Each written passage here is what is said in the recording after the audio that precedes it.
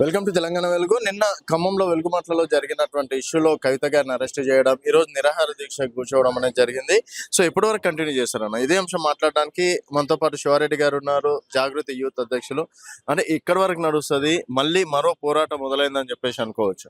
101% ఏదైతే వెలుగుమట్ల గ్రామంలో ప్రజలకు నిర్దాక్షిణంగా కనీసం వితౌట్ నోటీస్ ఎలాంటి ఇంటిమేషన్ లేకుండా వాళ్ళని ఎట్లా ఉన్న పలంగా వాళ్ళని బయటికి పంపించిర్రో, వాళ్ళకి కనీసం తినడానికి కూడా ఇబ్బంది ఉంది. నిన్న మేము ఒక రోజు రాత్రి అక్కడ గడిపితే మాకు ఎంత ఘోరంగా, ఎంత దారుణంగా అనిపించింది అంటే, మేము ఒక్కరోజు అక్కడ ఉంటే మాకు ఎంత ఘోరంగా అనిపించింది అంటే, వాళ్ళకు ఉన్న పలంగా పంపిస్తే అక్కడ దోమలు కానివ్వండి, వాళ్ళకి కనీసం లేడీస్ కి బాత్రూమ్ వసతులు కూడా కల్పించలేదు ప్రభుత్వం.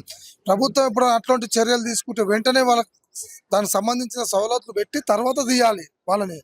అది ఏం లేకుండా ఉన్న పలంగా తీసి బయట పడేసి, ఒక అంబేద్కర్ భవన్ ఉంది, అంబేద్కర్ భవన్ దగ్గర పోతే వాళ్ళకి కనీసం తినడానికి తిండి లేదు. చిన్న చిన్న పిల్లలు, వాళ్ళు ఇంకోటి ఎగ్జామ్స్ ఉన్నాయి, ఇప్పుడు 10th ఎగ్జామ్స్ రాస్తుంది. ఎగ్జామ్స్ చిన్న చిన్న పిల్లలు ఎగ్జామ్స్ రాసే పరిస్థితి, చదువుకోవడానికి కనీసం లైట్లు లేవు, తినడానికి తిండి లేదు. ఎంత దారుణంగా ఉంటే ఈ సమాజంలో మనం ఈ రోజు మనం ఇండియాలో ఉంటున్నామా, మరి ఇంకెక్కడ ఉంటాం, ఆఫ్రికాలో ఇంకా వేరే దేశాలు ఉంటామని అనిపించింది నాకు. అంత ఘోరమైన పరిస్థితి అక్కడ ఉంది. ఇదన్నిటికీ కారణం కాంగ్రెస్ ప్రభుత్వమే.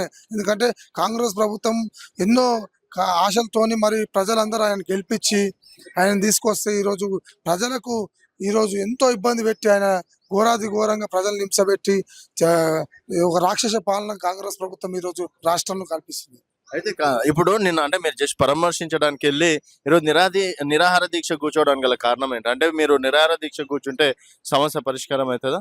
అంటే నిరాహార దీక్ష కాదండి, మేము అక్కడ పోయింది ఖచ్చితంగా వాళ్ళకి మా కవితక్క జాగృతి అధ్యక్షురాలు, అదే విధంగా విశారదన్ గారు ఇద్దరు కలిసి అక్కడ హామీ ఇవ్వడం జరిగింది. మీకు సమస్య ఏదైతే ఉందో పరిష్కారం అయ్యేదాకా మీకు కోల్పోయినటువంటి ఇండ్లని మళ్ళీ ఇప్పించేదాకా ఖచ్చితంగా ఇక్కడనే ఉంటాం, పోరాటం చేస్తాం, ఇప్పించిన తర్వాత ఇక్కడి నుంచి పోతామని చెప్పి హామీ ఇవ్వడం. ఇచ్చిన హామీ దాని ప్రకారంగా అక్కడనే ఉండి మేము పోరాటం చేస్తుంటే అక్రమంగా అరెస్ట్ చేయడం జరిగింది. అరెస్ట్ చేసిన తర్వాత మేము మళ్ళీ బ్యాక్ ఇంటికి రాకుండా మళ్ళీ వాళ్ళకి పోయి హామీ ఇచ్చి, మేము ఎక్కడ పోలేదు, మీకు పరిష్కరించేదాకా, మీకు ఏదైతే హామీ ఇచ్చినామో హామీ నెరవేర్చేదాకా మేము ఇక్కడనే ఉంటామని చెప్పి రాత్రంతా కూడా అక్కడ ఉండడం జరిగింది.